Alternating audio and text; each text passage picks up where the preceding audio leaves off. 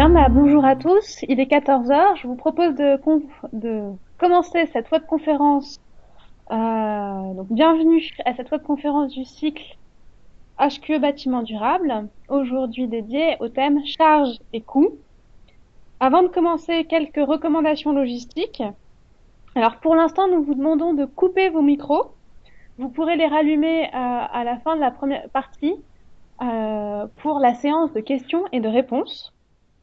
Si vous avez des problèmes logistiques ou des questions au cours de la présentation, merci d'utiliser le chat, la messagerie instantanée qui s'affiche en bas de vos écrans. Alors avant d'aller plus loin, très rapidement, 2 mots sur Certivea. Certivea est une filiale du CSTB. Nous sommes un opérateur de services sur la performance durable et la qualité de vie des bâtiments et des territoires. Vous nous connaissez notamment en tant qu'organisme de certification exclusif pour le non résidentiel sur la certification HQE. Mais nous avons une offre de services plus large et des labels que vous voyez s'afficher. Alors, pour cette conférence, on vous propose le déroulé suivant. Alors, tout d'abord, un bref rappel du référentiel HQE du bâtiment durable pour vous situer où se trouve le thème charges et coûts. Ensuite, une présentation des enjeux de ce thème avec un focus plus détaillé sur la méthode du coût global. Puis, je vous montrerai les principes d'évaluation de ce thème dans le référentiel HQE bâtiment durable et vous donnerai un aperçu de son traitement sous notre plateforme d'évaluation en ligne ISIA. Et puis enfin, nous aurons notre séance de questions et de réponses. Alors, pour comprendre comment se situe le thème charges et coûts, donc je vous propose tout d'abord quelques rappels rapides du référentiel HQE bâtiment durable. Alors, le référentiel bâtiment durable est basé sur le nouveau cadre de référence de l'association HQE, publié en mai 2015. Il reprend 4 engagements, donc qualité de vie, respect de l'environnement et performance économique, ainsi qu'un engagement de système de management responsable. C'est dans l'engagement performance économique que l'on retrouve notre thème sur l'optimisation des charges et des coûts. Vous voyez ici s'afficher la structure détaillée du référentiel HQE bâtiment durable avec les 4 engagements et les différents thèmes qui les constituent. Le thème charges et coûts, comme je vous le disais, est un thème de l'engagement performance économique. Il s'agit de l'un des 2 thèmes avec contribution au dynamisme et au développement des territoires. Il s'agit d'un thème complètement nouveau parmi les référentiels HQE, bien que vous allez y retrouver quelques préoccupations qui étaient auparavant indirectement adressées dans le système de management des opérations, ainsi que dans la cible STET, maintenance et pérennité des performances environnementales. Alors, pourquoi un thème charges et coûts dans un référentiel de certification sur le développement durable des bâtiments? Si l'on considère un bâtiment sur l'ensemble de son cycle et de sa durée de vie, on va y retrouver différents postes de coûts que l'on peut classifier en différentes catégories. On va avoir tout d'abord un coût d'investissement initial pour la conception et la construction du bâtiment.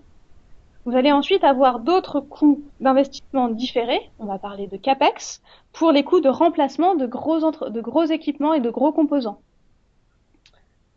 Ce sera encore des coûts ponctuels. Vous avez ensuite à avoir des coûts, cette fois-ci non plus ponctuels mais récurrents, liés au poste de fonctionnement du bâtiment, les OPEX. Il va s'agir notamment des charges liées à l'énergie, l'eau, les déchets, les coûts d'entretien et de gestion.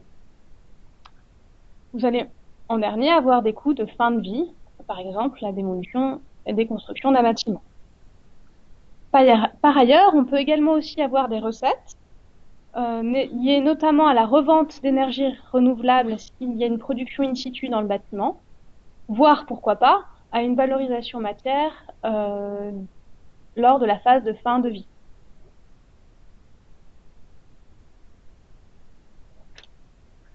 Alors, s'intéresser aux charges et coûts d'un bâtiment permet de répondre à 3 enjeux principaux. Le premier enjeu, c'est anticiper pour réduire les coûts différés. En effet, si on en identifie, on estime les coûts différés et pas juste uniquement les coûts d'investissement, on va pouvoir prendre des décisions qui permettront d'optimiser le coût global du bâtiment sur l'ensemble de sa durée de vie.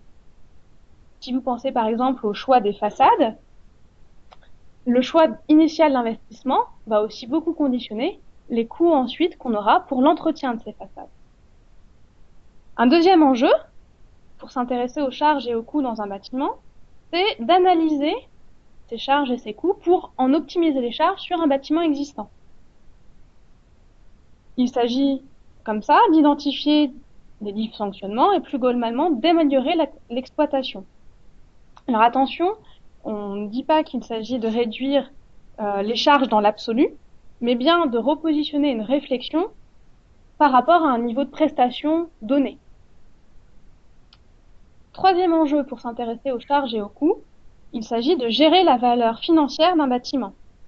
En effet, avoir une connaissance fine des coûts et des charges d'un bâtiment permet d'améliorer et de piloter surtout la valeur financière de l'actif immobilier.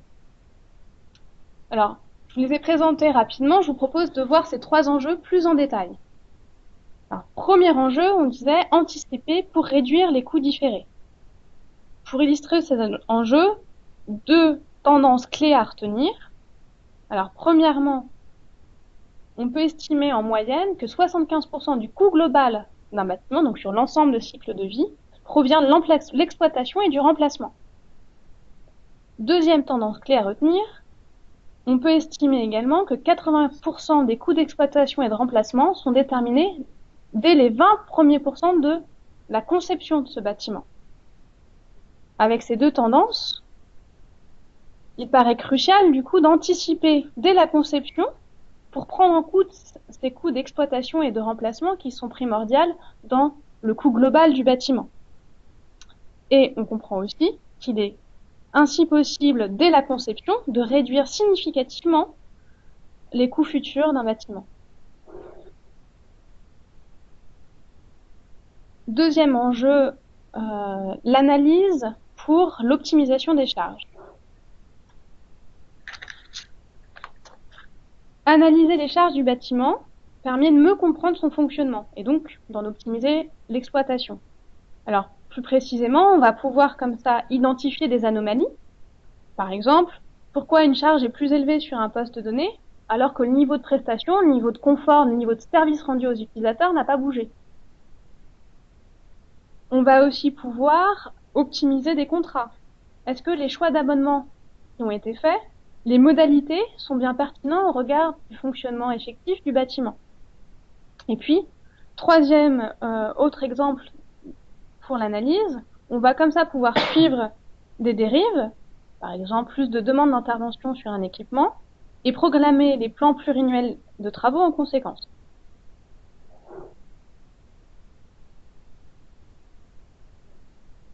Un autre exemple très concret d'optimisation des contrats correspond à l'optimisation des factures énergétiques. Dans les factures d'électricité, par exemple, vous allez trouver trois principaux postes. La fourniture d'électricité, qui est liée bien entendu à la consommation d'énergie, mais également au profil d'appel de puissance. L'accès au réseau, lié à la puissance souscrite et à la puissance appelée, et une fiscalité fixe. Quand vous pensez à ces trois postes, on voit bien qu'on n'a pas que la consommation d'énergie.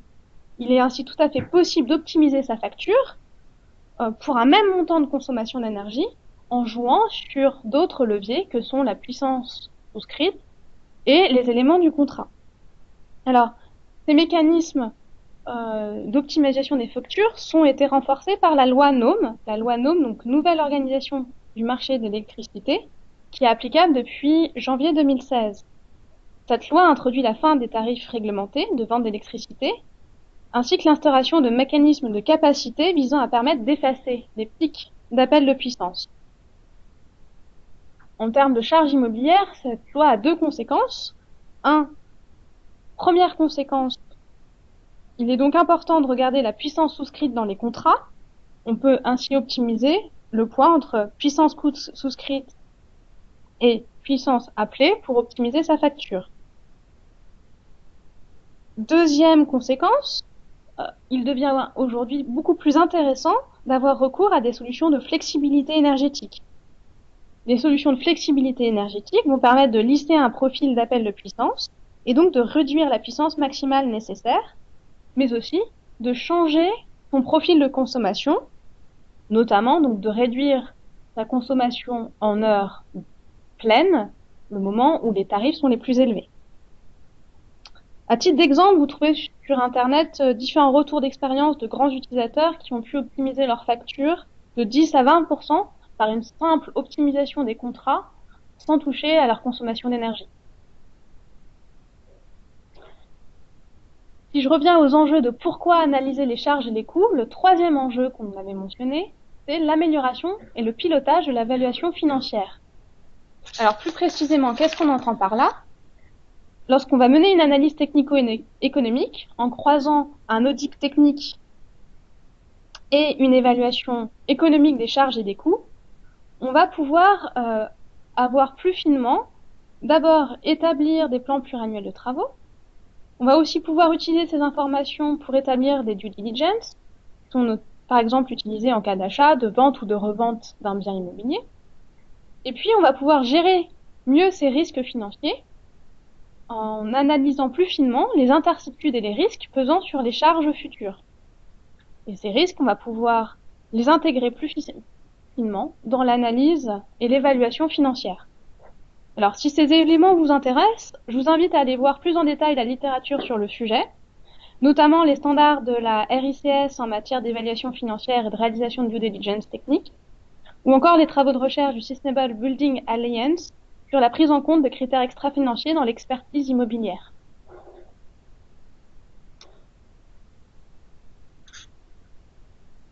L'un des outils privilégiés pour analyser les charges et les coûts, si on se place dans une logique de l'ensemble de la durée de vie d'un bâtiment, est la méthode du coût global.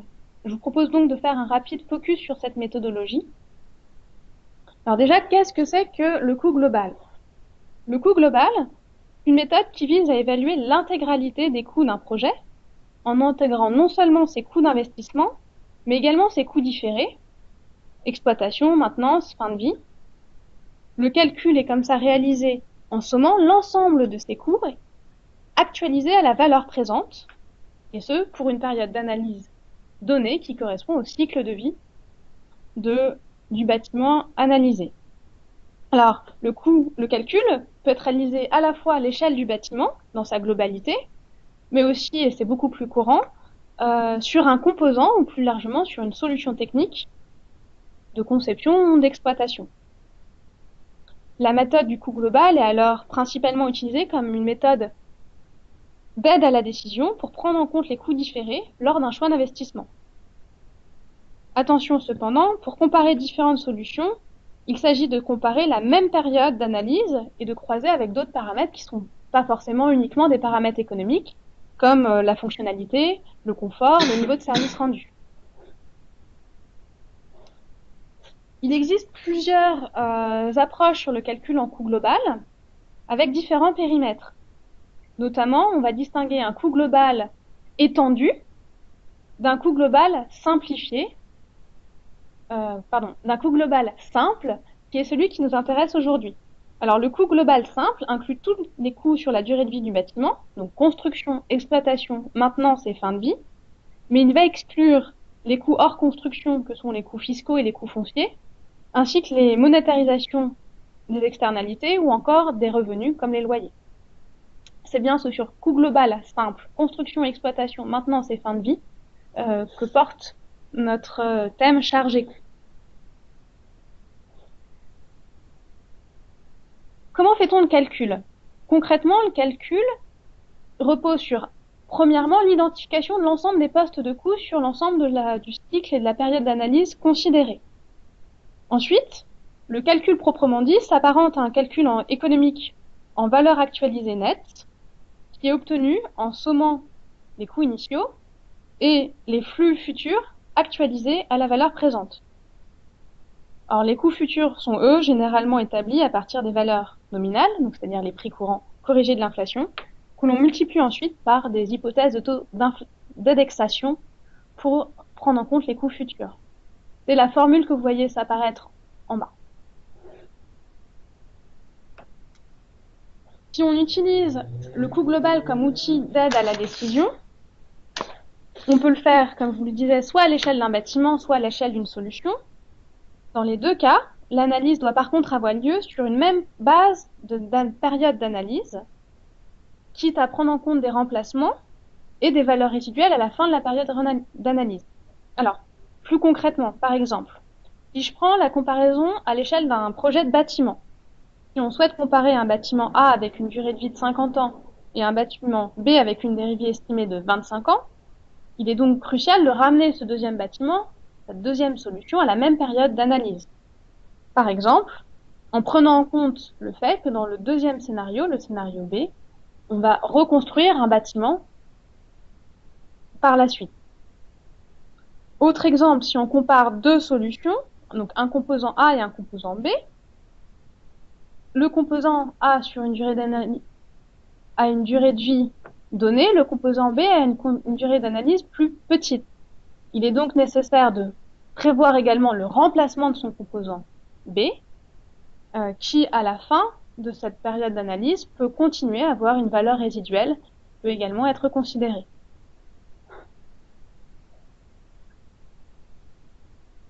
Alors, il n'existe pas de réglementation à proprement parler sur le coût global. Il est encouragé, notamment dans ce qui a trait au choix d'approvisionnement énergétique et dans les marchés publics, mais pas de réglementation, pas d'obligation d'y recourir. Il existe par contre un contexte normatif important avec deux normes principales, la norme ISO 15686-5 et la norme EN 16627. En bref, la norme ISO 15686-5 propose une méthodologie pour le coût global avec des grandes lignes directrices sur comment classifier les coûts pour s'assurer d'intégrer l'ensemble du cycle de vie, comment effectuer son calcul sous forme de valeur actualisée nette, et comment utiliser l'outil, la méthodologie de calcul, comme outil d'aide à la décision. Et cette norme peut s'appliquer tant sur un bâtiment au global que sur un ouvrage ou sur un composant. Elle établit la distinction entre le coût global et le coût global étendu que je vous présentais tout à l'heure. La deuxième norme que je vous mentionnais est la norme NFN 16627. Elle est, quant à elle, centrée quasiment exclusivement sur l'évaluation de la performance économique d'un bâtiment dans sa globalité. Elle précise la méthodologie du coût global sur la classification des coûts pour un bâtiment en 18 modules, la précision sur les données à utiliser et des précisions sur comment présenter ces résultats et notamment comment rendre compte des incertitudes et des risques qui portent sur les données. Il existe différents outils pour faire de l'analyse en coût global et vous pouvez aussi tout à fait le faire sur une feuille Excel à votre soin. Un outil aujourd'hui utilisable gratuitement est celui de l'outil simplifié coût global du ministère. Il s'agit d'un outil d'évaluation simplifié et qui est disponible en ligne sur le site du ministère du Développement durable pour faire une analyse complète sur le coût du bâtiment. Je vous invite à aller le voir si vous souhaitez avoir un exemple de calcul en coût global. J'attire seulement votre attention que c'est un calcul en coût global étendu. Il y a donc des champs qui ne s'appliqueront pas forcément sur notre thème, notamment tout ce qui va être les revenus et les loyers. Alors, pour synthétiser sur cette approche en coût global, 3 points clés. Tout d'abord, l'approche en coût global est d'abord une approche d'aide à la décision. Deuxième point, la difficulté du coût global ne réside pas dans le calcul lui-même, mais dans la collecte d'informations. Et troisième point, un coût global, pour être pertinent, notamment comme outil d'aide à la décision, a besoin d'informations précises et le plus propre à l'opération. Le recours à des ratios est donc contre-productif pour aider la décision si on cherche à comparer deux solutions. Voilà un aperçu en bref de la méthodologie du thème. Je vous propose de voir ensemble plus précisément les principes d'évaluation dans le référentiel HQE bâtiment durable. Alors, l'approche retenue pour l'évaluation se fait par une évaluation en 3 niveaux. Premier niveau, la valorisation de niveau de connaissance des différents postes de charge. Il peut s'agir d'un niveau de connaissance ou d'une estimation prévisionnelle. Le principe retenu étant le suivant, plus vous connaissez finement vos postes de charge, plus vous pouvez prétendre à un nombre important de points. Deuxième niveau d'évaluation, la valorisation des dispositions techniques prises pour réduire ces charges. Vous allez trouver dans ces exigences quelques éléments qui étaient auparavant d'ores et déjà dans la cible 7 des référentiels HQE. Troisième niveau de l'évaluation, la valorisation du recours à des approches en coût global proprement dit. Alors, si vous aviez deux choses à retenir sur cette évaluation, c'est premièrement, il n'y a pas d'évaluation performantielle du niveau de charge atteint. En effet, l'idée, ce n'est pas du tout de pousser à une réduction arbitraire d'un niveau de coût, mais bien d'optimiser des charges et des coûts pour atteindre un niveau de prestation donné. Et puis, deuxième principe clé dans l'évaluation, la réalisation d'une étude en coût global est valorisée. On vous incite fortement à la réaliser, mais elle n'est absolument pas obligatoire et ce n'est pas la base de l'ensemble du thème. Elle est introduite progressivement de façon à vous pousser à collecter les coûts et les charges de l'ensemble des postes qui la constituent. Vous voyez ainsi s'afficher la structure globale du référentiel. Il reprend en fait les différents postes de coûts à l'échelle de la vie du bâtiment, maîtrise des charges de fonctionnement, maîtrise des charges d'exploitation, puis maîtrise des charges de gros remplacement. En dernier lieu, vous aviez une rubrique spécifique pour valoriser le recours à des analyses en coût global. Alors, première rubrique, maîtrise des charges de fonctionnement. On s'intéresse là aux charges liées au fonctionnement du bâtiment en termes d'énergie, d'eau et de gestion des déchets. Et on va retrouver deux rubriques. Une première grande rubrique liée à des exigences sur la connaissance ou l'estimation prévisionnelle des charges. En phase programme, conception et réalisation, on demande juste des estimatifs, évidemment. Par contre, en phase exploitation, les estimations seules ne sont plus suffisantes pour avoir la totalité des points. Et on valorise donc les données réelles. Deuxième rubrique, on regarde cette fois-ci des solutions pour optimiser les charges. Il y a trois types de solutions qui sont considérées. Ce que vous avez pu faire pour optimiser des puissances souscrites au travers notamment à des recours de solutions de flexibilité énergétique. Deuxième type de solution, les moyens mis en œuvre pour suivre plus en détail les consommations d'énergie et d'eau. Et enfin, troisième type de solution, la mise en place et de détection et de déclenchement d'alerte en cas d'anomalie de fonctionnement.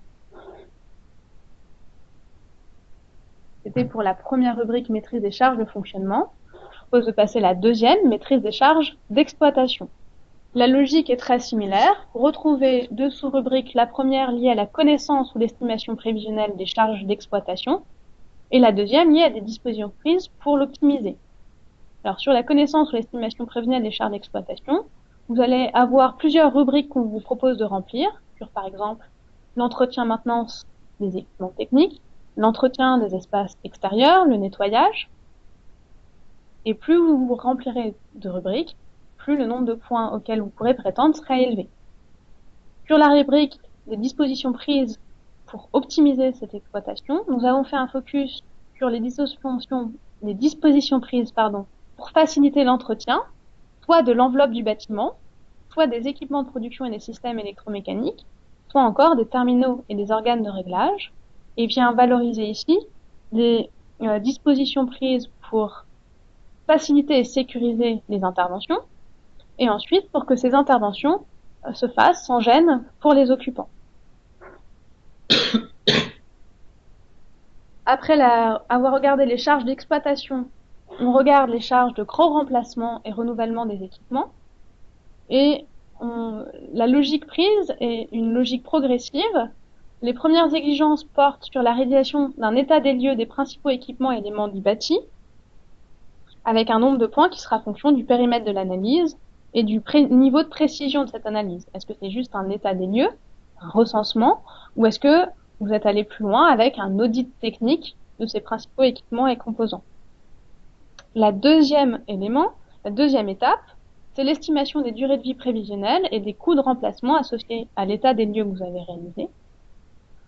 Puis la troisième, l'élaboration d'un plan pluriannuel de travaux.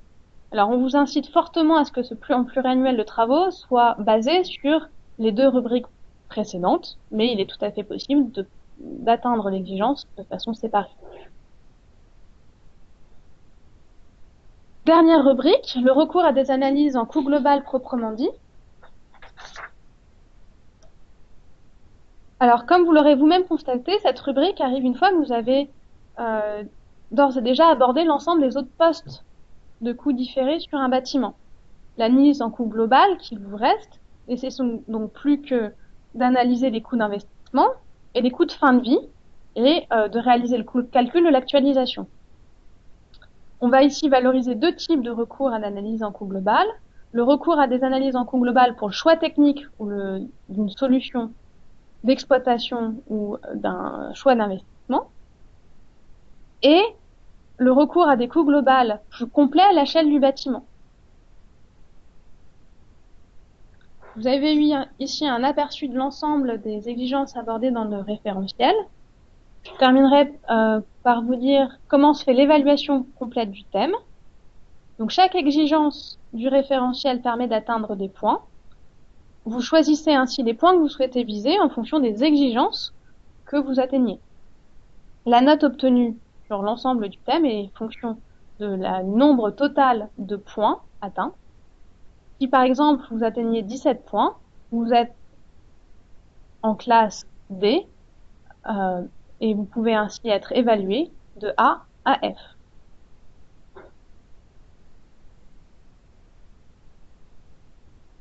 Comment donc le référentiel HQE bâtiment durable s'évalue au travers de notre plateforme en ligne ISIA. Je vous propose de rapidement regarder un aperçu de cette plateforme pour le thème.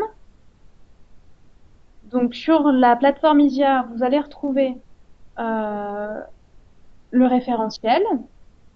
Par exemple, vous allez pouvoir faire une évaluation sur les différents sous-objets, bureaux par exemple. Vous allez retrouver les différents engagements, et notamment l'engagement performance économique dans lequel se trouve ce thème.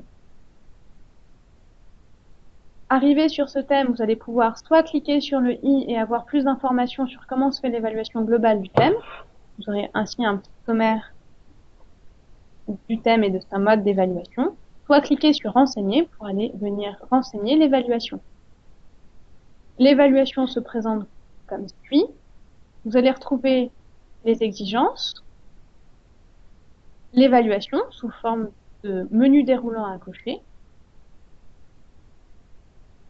un guide pratique pour chacune exigence qui vient préciser les définitions, les modes de preuve attendus. Et puis, si vous avez des questions techniques, il y a différents éléments qui vous permettent de poser directement votre question.